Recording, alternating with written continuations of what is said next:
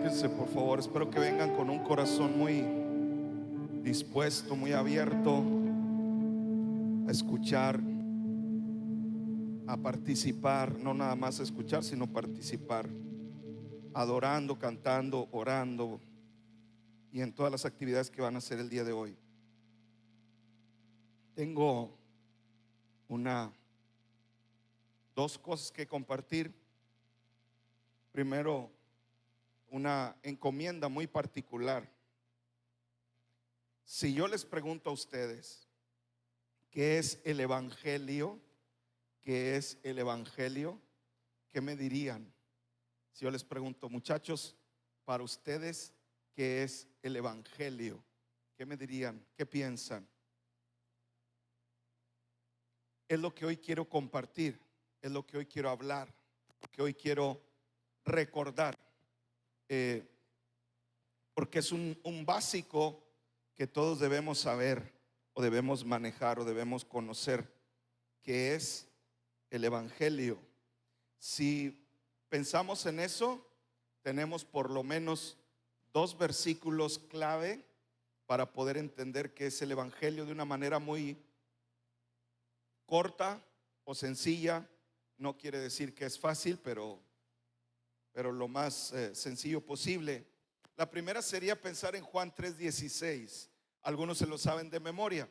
¿Qué es el evangelio? Juan 3:16 dice: porque de tal manera amó Dios al mundo, que ha dado su Hijo unigénito, para que todo aquel que en él cree no se pierda, mas tenga vida eterna.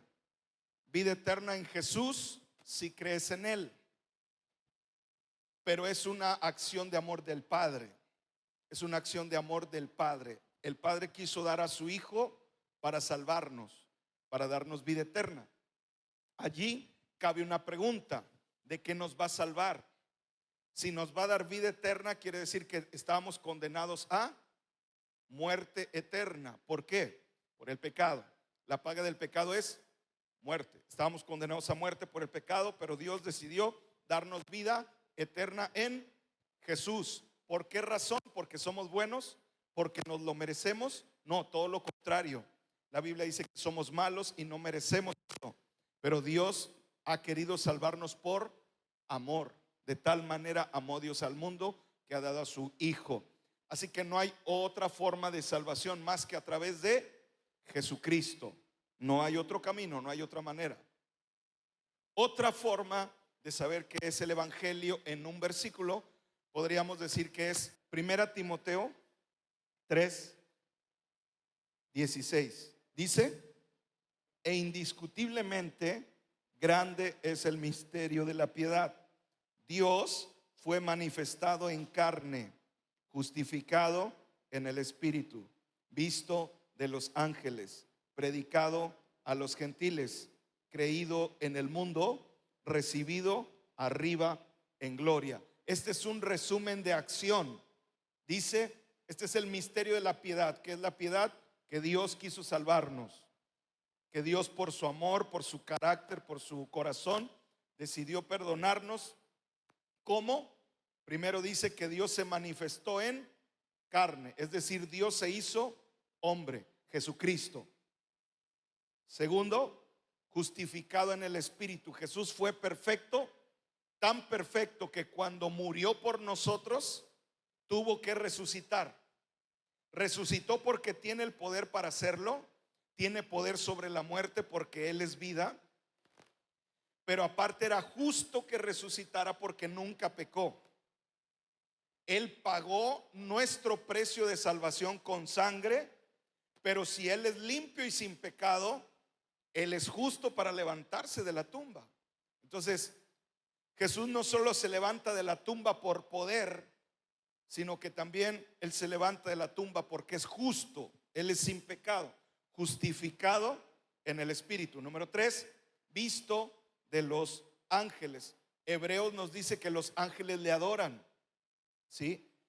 Si los ángeles adoran a Jesús, le cantan desde que Él nació y cuando Él regresó al cielo, y en Apocalipsis 4, 5 y 6 dice que los ángeles junto con todos los que están en el cielo le cantan, le adoran, quiere decir que Jesús es Dios.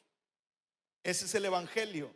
Los demás dioses exigían, por ejemplo, tienes a Baal, exigía adoración, exigía sacrificios, pero nunca el Dios cananita se hizo realidad para venir a sufrir. Zeus nunca se hizo realidad para venir a sufrir. Júpiter, Neptuno, ninguno de los dioses paganos se hicieron reales para sufrir. Cuando en las leyendas se hacían reales para robar mujeres y tener hijos con ellas. Era lo que en la cultura cananita, la cultura romana, la cultura griega, cuando los dioses falsos supuestamente venían, era para su propio placer. Lo que hace grande el evangelio de Jesucristo es que más allá de las leyendas, Jesús fue una persona real, que la historia registra que existió. Dios se hizo hombre, vivió entre nosotros. Él es real. Eso es el evangelio. Que nuestro Dios, pudiendo estar allá cómodo en el cielo, sin sufrir absolutamente, Él vino y se hizo como nosotros. Los dioses falsos le decían a la gente: tú puedes ser un Dios, para que ellos se perdieran en el pecado. Pero el único Dios verdadero se hizo como nosotros para que nosotros pudiéramos vivir con Él.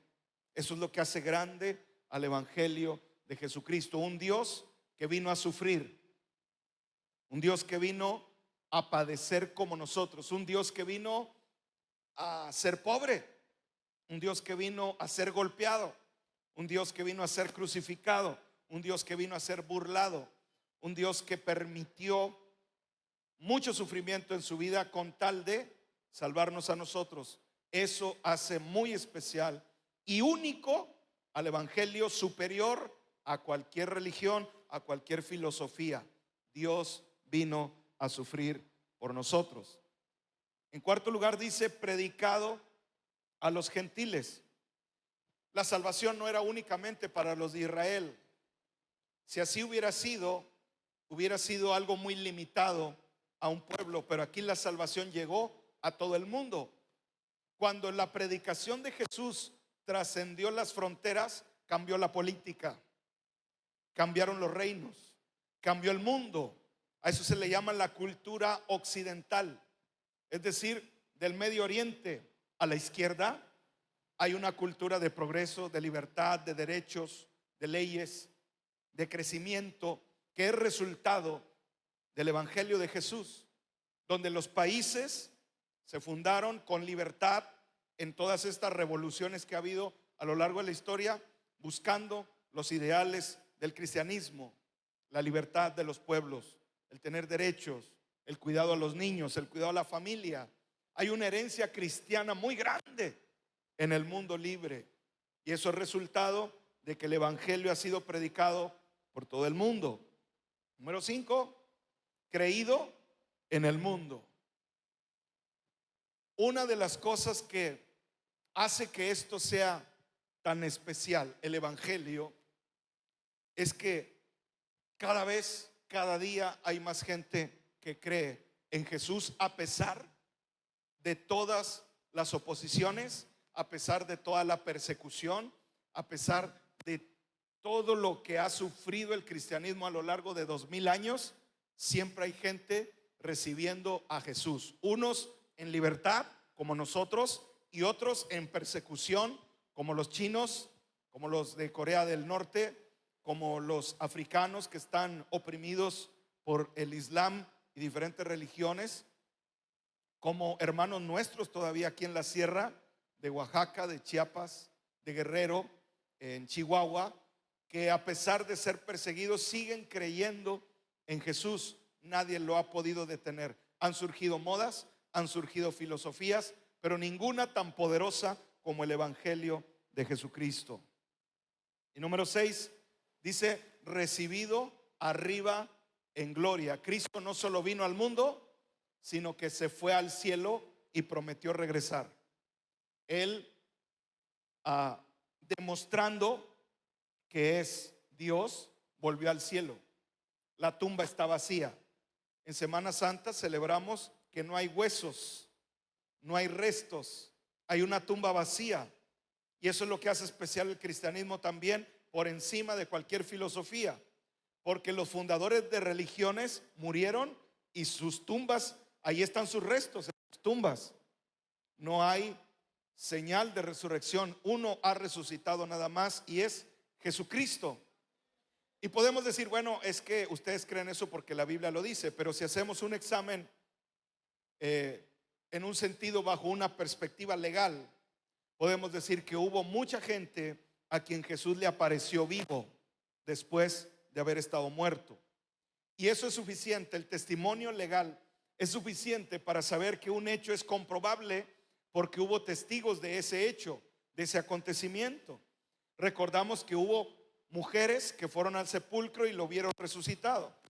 Recordamos que luego le apareció a dos que iban por el camino y luego le apareció a los 12 estando, a los 11 estando en la casa listos para cenar juntos. Y luego la Biblia nos dice que le apareció a 500. Entonces hubo mucha gente que lo vio estando vivo, ¿verdad? Y una manera de saber que Él vive es lo que Él sigue haciendo hoy. Si fuese una filosofía muerta, si fuese una idea o una religión X, no pasaría lo que pasa en el cristianismo. El mover de Jesús, la realidad de Jesús en nosotros. Cristo sigue transformando vidas, Cristo sigue sanando corazones, Cristo sigue haciendo milagros. ¿Por qué? Porque Él no está muerto, Él está vivo. Eso es el evangelio. Así que cuando te pregunten qué es el evangelio, porque tú vas a ir a evangelizar, ¿qué es el evangelio? El evangelio son las buenas noticias de que nosotros estábamos muertos en pecado, pero Dios vino, se hizo hombre, murió por nosotros, resucitó al tercer día, prometió volver y Él nos ha regalado vida eterna. Tenemos una esperanza de que nuestra vida no termine en la tumba. Hay una vida después de la vida y va a ser al lado del Señor. Eso es el evangelio. Buenas noticias, pero no solo para el cielo, no nada más para esperar llegar al cielo y cuando yo me muera, sino que en la propia vida. ¿Cuántos saben que el evangelio de Jesús ha hecho algo en ustedes? Algo ha pasado en ti. ¿Qué ha hecho el evangelio en tu vida? ¿Qué ha cambiado? ¿A cuántos Dios alguna vez los ha sanado de una enfermedad? Levanta la mano. ¿A cuántos de ustedes consideran que Dios ha salvado su familia? Levante la mano, levántela alto. ¿Cuántos de ustedes consideran que Jesús los ha sanado de una enfermedad emocional? Los ha librado de depresión, de ansiedad, de algún momento crítico donde tú pensabas hasta quitarte la vida, pero ahí estuvo Él y te salvó. Levanta la mano. Qué bonito, ¿no? Esto no es una filosofía, no es una doctrina psicológica, no es buena onda, es el poder del evangelio de Jesucristo. Amén. ¿Le das un aplauso al Señor por eso?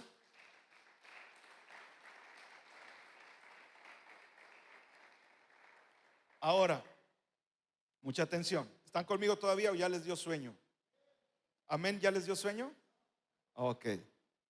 Porque esa fue la introducción. Ahora, ustedes están viendo los viernes el libro de Romanos. ¿Qué han aprendido?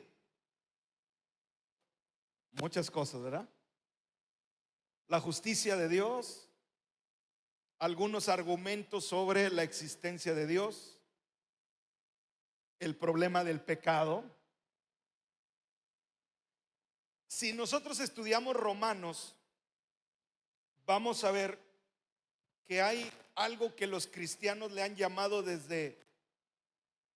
hay un grupo de personas que se les llama los padres de la iglesia.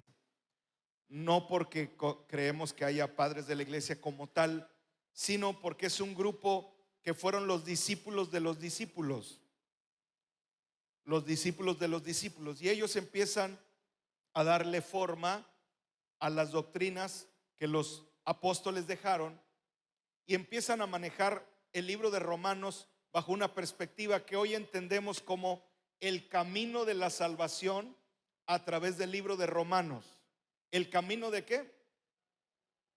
Hay como un progreso en Romanos para hablar de la salvación. Y ustedes me van a preguntar, pastor, ¿y por qué nos va a enseñar eso hoy? Atentos, atentos. ¿Me escuchan? ¿Me sienten? Miren, generalmente venimos a una vigilia a recibir. Señor, yo quiero, yo necesito, dame un milagro, yo quiero salir bien bendecido. Pero hoy la instrucción que yo recibí, al menos yo, es que es importante que ustedes conozcan más a Jesús. Porque de eso se trata esta semana. De eso se trata este día y esta fecha, de Jesús. Y de que ustedes estén seguros que son salvos.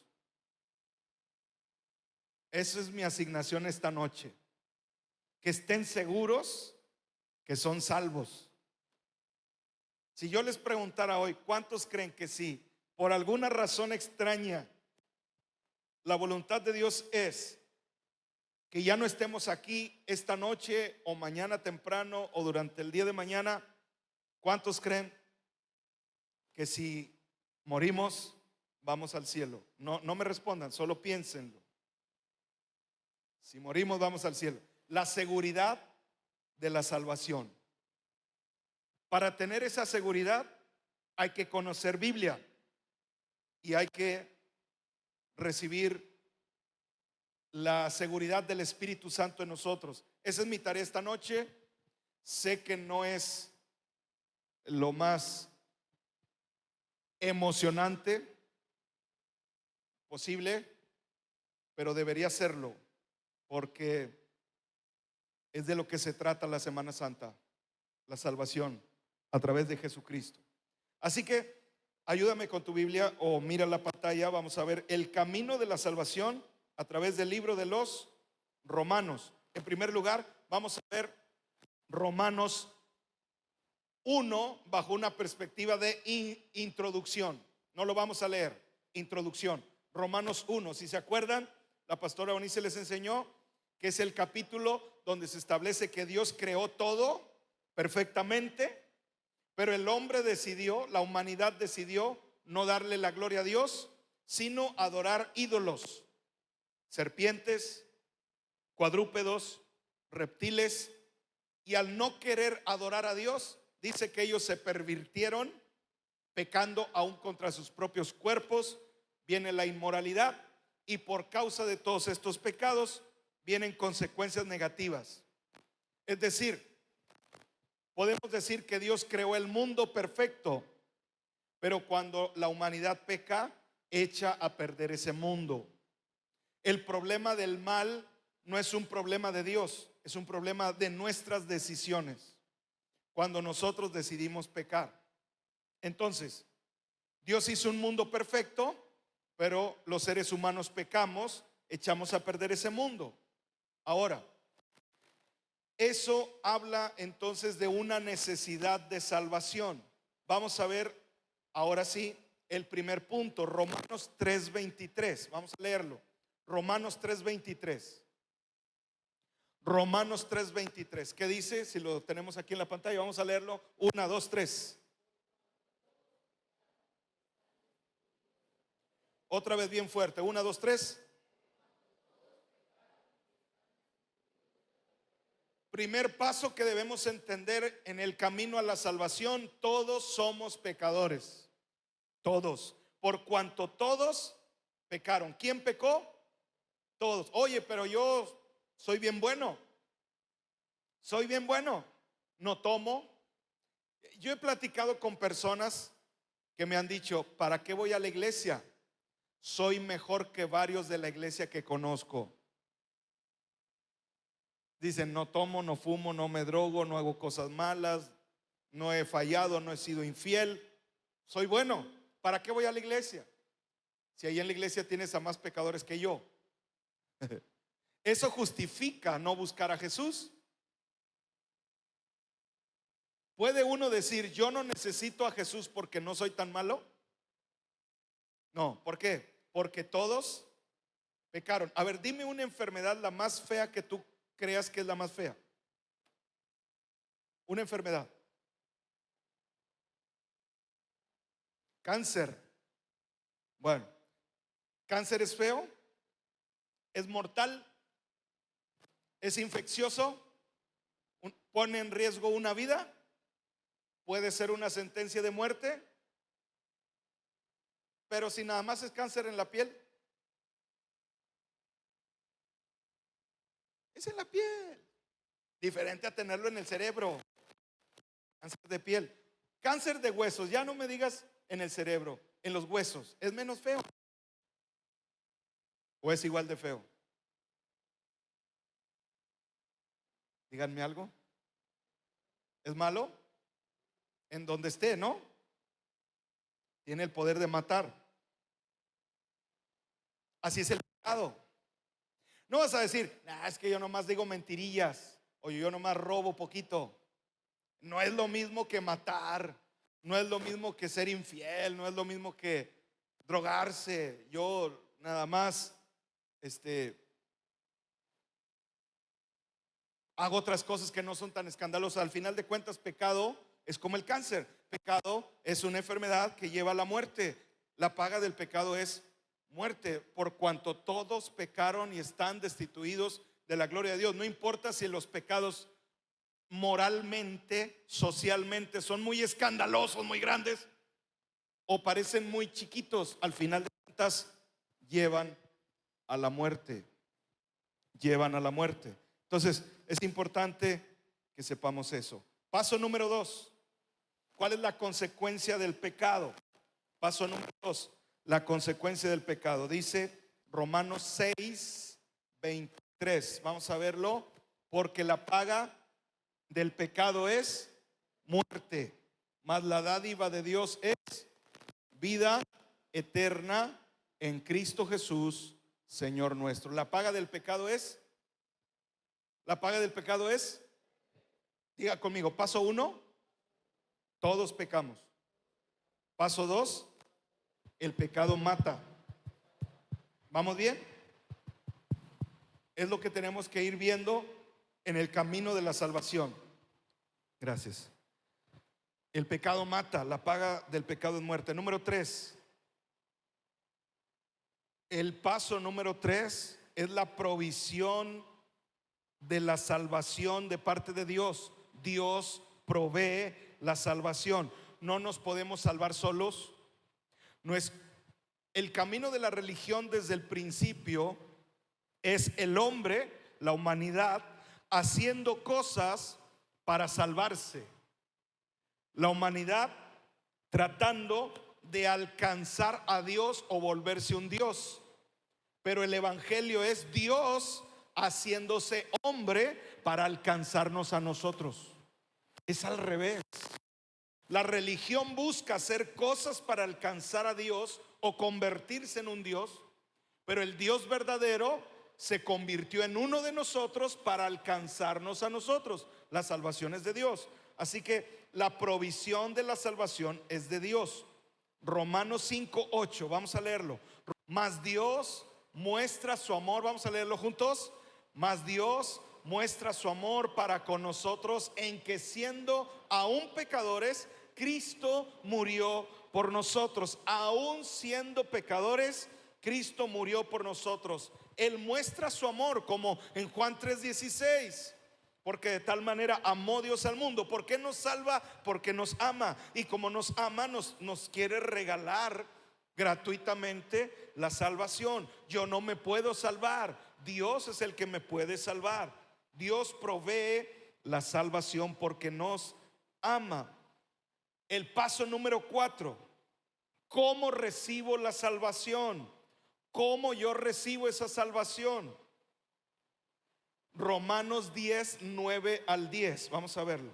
Romanos 10, del 9 al 10. ¿Cómo yo recibo esa salvación? Romanos 10, del 9 al 10. Dice, léanlo, que si confesares con tu boca que Jesús es el Señor y creyeres en tu corazón que Dios le levantó de los muertos, serás salvo. Porque con el corazón se cree para justicia, pero con la boca se confiesa para salvación. Yo lo creo en mi corazón, pero lo hablo. Creo que Jesús es Dios, creo que Jesús vino a salvarme, pero yo lo voy a confesar. Jesús, tú eres Dios. Jesús, yo creo en ti. Jesús, yo te pido que vengas a mi corazón. Yo creo que eres mi Salvador y mi Señor. Se cree en el corazón y se habla. Se cree y se habla. ¿Cómo se recibe la salvación? Yo lo creo en mi corazón y lo confieso con mi boca. ¿Sí? Número 5. ¿Esa salvación es segura? ¿De qué depende? Mira, te voy a explicar algo que a mi generación le volaba la cabeza y todavía a mucha gente. En el tiempo que yo viví la juventud como ustedes, o sea, hace muchos años, había este temor de que Dios te borrara de repente del libro. Y te decían, si pecas a lo mejor ya te borraron tantas veces que ya tu nombre ni se ve. Porque era como que tú pecas y te borran, pero te arrepientes y te vuelven a escribir. Y vuelves a pecar y te vuelven a borrar, y te arrepientes y te vuelven a escribir. Y decían, allá en la hoja, en el libro que tiene el libro de la vida, ha de estar tan borroneado que a lo mejor cuando llegues ya ni se va a ver tu nombre y te van a mandar al pozo. Era lo que ni siquiera está en la Biblia eso, pero era una cultura de temor.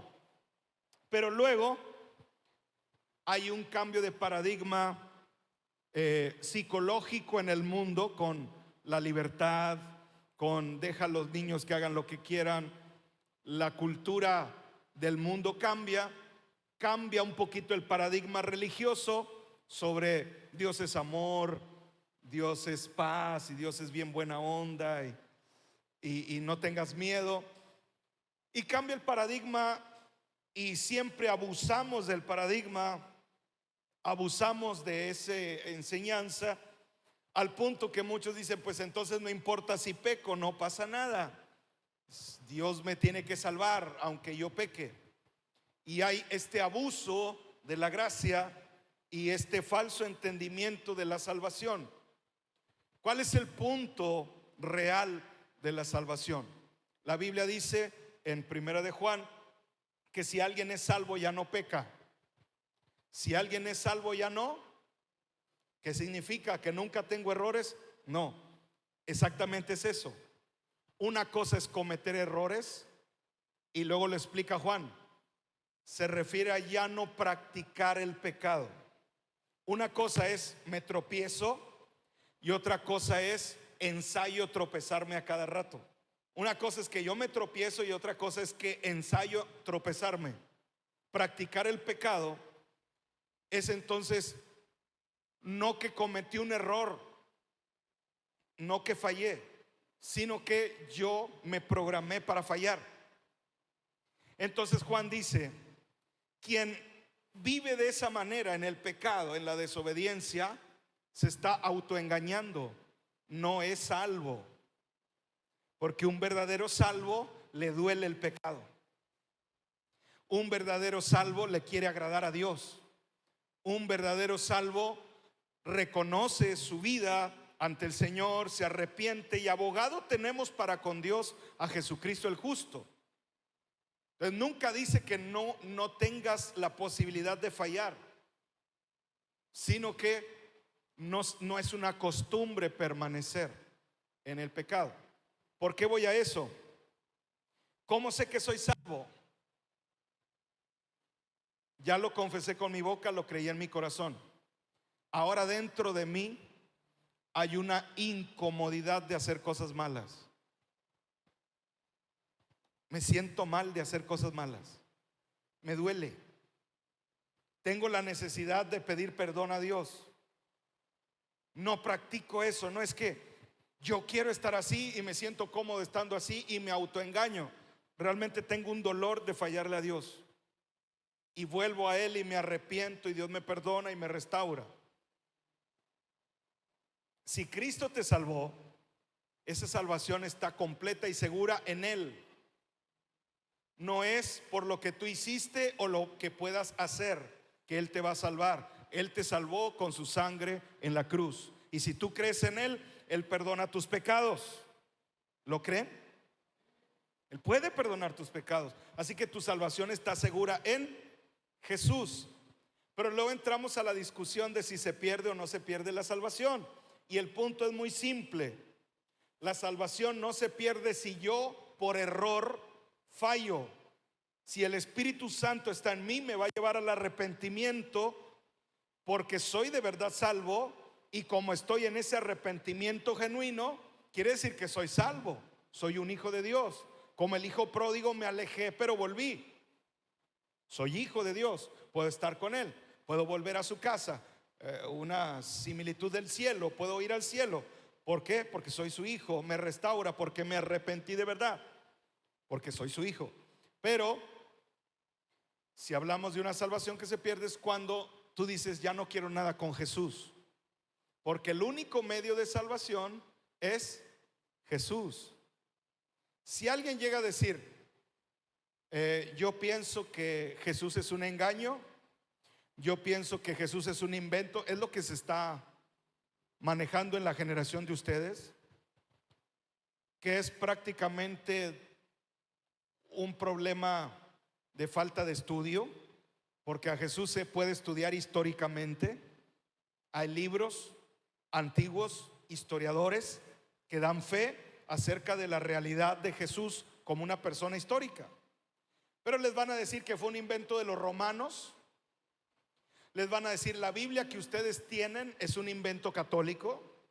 Les van a decir: Jesús no fue realidad, hubo muchos Jesús y mucha gente que se llamó igual.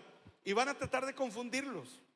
Y mucha gente confundida, ignorando la historia, ignorando los escritos antiguos, ignorando esto, pueden llegar al punto de negar a Jesús y decir: ya no creo, Jesús no existe, Jesús es un invento católico, Jesús es un invento de las religiones para controlar a las masas, para controlar a los tontos.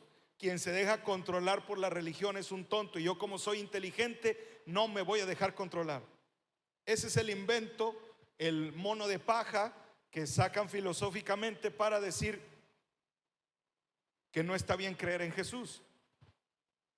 Si alguien llegara a negar a Jesús de esa manera y a decir: ya no creo en Jesús, Jesús no existe, Jesús no es Dios, Jesús esto, Jesús el otro, allí no hay salvación, porque el medio de salvación es Jesús.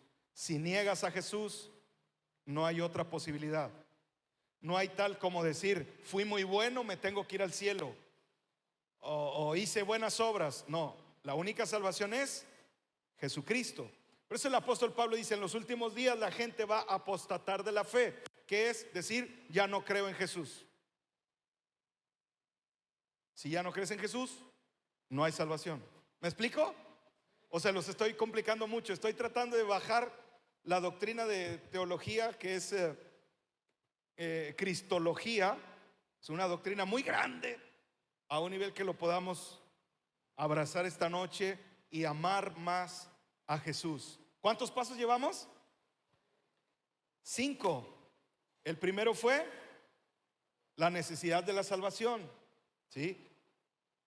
La necesidad de la salvación, ¿por qué? Porque todos pecamos. Número 2, ¿cuál es la consecuencia? La consecuencia del pecado es, la paga del pecado es muerte. Número 3, Dios provee la salvación. Siendo aún pecadores, Cristo murió por nosotros. Número 4, ¿cómo se recibe la salvación? Confesándolo con la boca y creyéndolo en el corazón. Número 5, ¿la salvación es segura? Sí, es segura. Romanos 10:13, vamos a verlo ahí en la pantalla. Romanos 10:13, la seguridad de la salvación. Dice: porque todo aquel que invocare el nombre del Señor será salvo. La salvación es segura en Jesús al invocar el nombre de Jesús. Y número 6, para terminar, dice, número 6, efectos o resultados de la salvación. Resultados de la salvación. Ustedes ya vieron Romanos 5 que dice, justificados pues por la fe, tenemos paz para con Dios. Justificados pues por la fe, tenemos paz para con Dios por medio de Jesucristo. Eso es Romanos 5:1. Justificados, es decir, ¿éramos pecadores? Sí. ¿Qué hizo Jesús? Es como si alguien aquí maneja auto. ¿Manejan? ¿Con licencia de Dios o la licencia civil?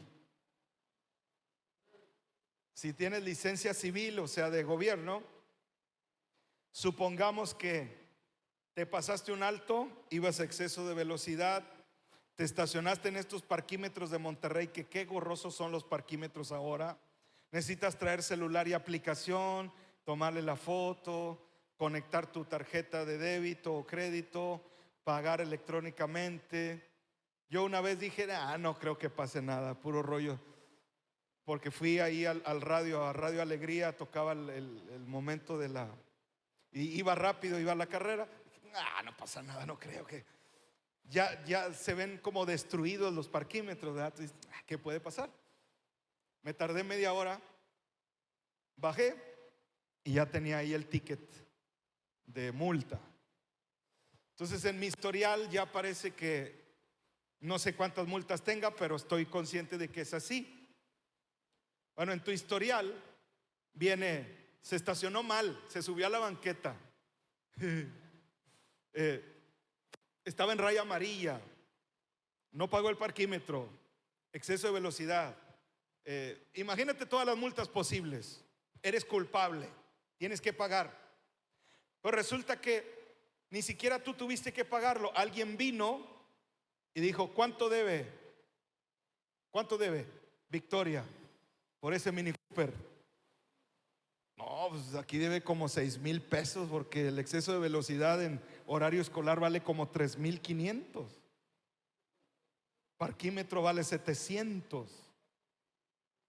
Si te falla un foco que te falle vale 700. Imagínate, ve echándole. Debe 7,000 pesos. Vino alguien y lo pagó. Y entonces pues ya no debes nada. Pero está mi nombre.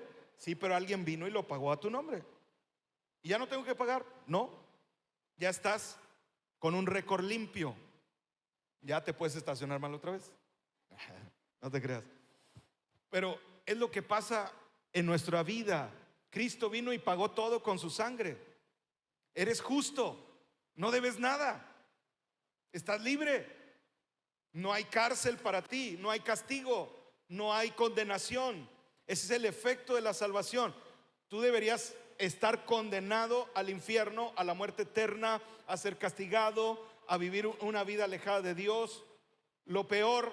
Pero Cristo pagó ese precio para que tú seas justo, para que tú seas alguien perdonado por Dios. Eso es lo más hermoso de esto. Podemos emocionarnos mucho, y yo no digo que está mal. Lo practicamos, lo creemos, lo amamos, lo disfrutamos. Saltar, correr, hacer un montón de cosas disfrutando esto. Pero la base de lo que Cristo hizo para que pudiéramos hacer todo lo demás es que Él nos justificó, nos perdonó. Podemos presentarnos delante del Padre con libertad y poder levantar las manos y saber que Él no está enojado contigo, porque ya te perdonó.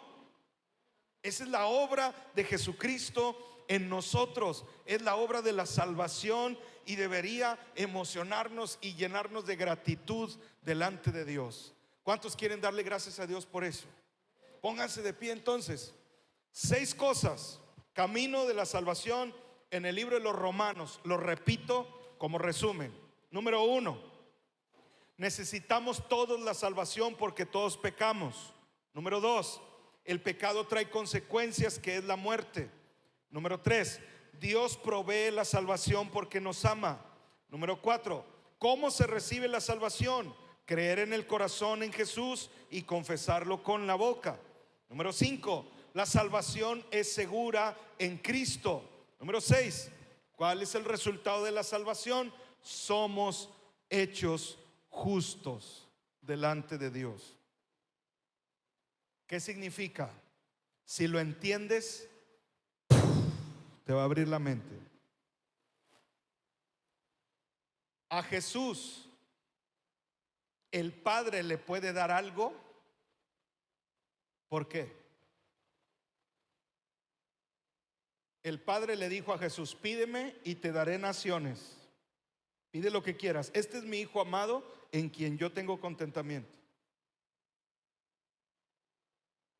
Puede tener todo. ¿Por qué? Porque es hijo. ¿Me ayudan, muchachos? Porque es hijo. Porque es justo. Porque no pecó. Tú, si tienes a Jesús, si Él ha perdonado tus pecados, si Él te ha justificado, tienes unos derechos iguales a Jesús. ¿Cómo es eso? ¿Eres hijo de Dios o no?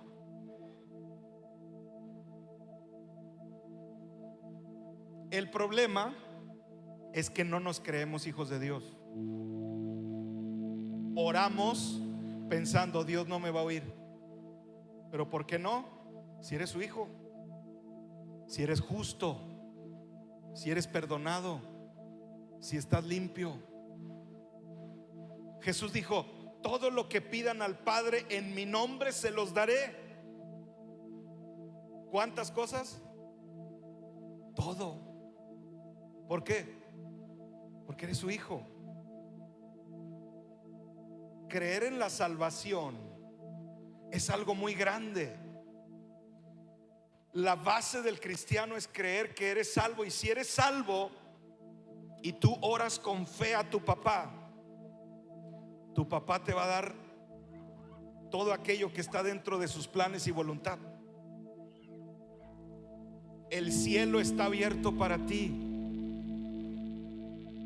El cielo no está cerrado, el cielo está abierto. Jesús lo abrió para ti. Eres su hijo. Él te ama. Si Él te salvó, todas las bendiciones de Dios, dice la Biblia, para ti son sí y son amén. Todas las promesas de Dios son para ti en Jesús, sí, amén. Toda. Todo. Cualquier cosa. Todo. La cuestión es: ¿eres salvo? ¿O crees que eres salvo? Porque a lo mejor el diablo te ha estado engañando, haciéndote sentir o pensar que no eres salvo, que no mereces. ¿No? Tú me puedes ayudar. Dile. A lo mejor el diablo quiere que tú no te sientas salvo, que tú te sientas: soy una pobre cucaracha como esa, que no merece nada, soy malo, soy lo peor del mundo, yo no merezco a Dios. Y por esa razón tu cristianismo es, perdón por la imagen, como que me ando arrastrando todo el tiempo, porque no me siento hijo. Soy como que una oveja negra. Soy alguien que no merece nada. Es verdad, por nuestras obras no lo merecemos, pero por Jesucristo sí. Él pagó en la cruz por todo eso. Cierra tus ojos. Cierra tus ojos ahí en tu lugar. Entonces yo tengo que preguntarte: ¿eres salvo?